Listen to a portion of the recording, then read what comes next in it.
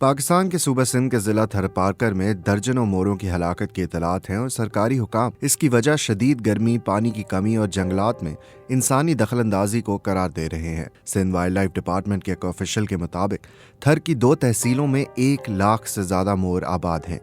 थरपारकर में महकमा poultry production के डिप्टी डायरेक्टर सवाई मली के मुताबिक मोरों की हलाकत का सिलसिला रवां बरस फरवरी के आखिर में शुरू हुआ था और एक मोहतात अंदाजे के मुताबिक अब तक तकरीबन 60 से 70 मोर हलाक हो चुके हैं। अलबत्ता मकामी लोगों का दावा है कि तादाद इससे कहीं ज्यादा है। डिप्टी डायरेक्टर का मजीद कहना था कि उनका डिपार्टमेंट महकमा जंगली हयात के साथ काम कर रहा है और वो गांव के मकामी लोगों को आगाही फराहम करने की कोशिश भी कर रहे हैं कि मोरों के मस्कन से दूर रहें और जंगली हयात का एहतराम करें। मकामी मीडिया पर नशर होने वाली खबरों में ये बात भी सामने आई थी कि मोर किसी बीमारी के सबब हलाक हो रहे हैं। ताहम सिंध वाइल्ड लाइफ डिपार्टमेंट के आला ओहदेदार जावेद महर ने इन इत्तलात को झूठ करार दिया है। जावेद महर ने BBC के रुहान अहमद को बताया कि अगर अच्छी बारिश हो जाए तो घास उगाएगी, कीड़े मकोड़े भी वापस आ जाएंगे और मोरों को खाने को सब कुछ मिलेगा। वो फिर से तंदुरुस्त और खुश नजर आएंगे।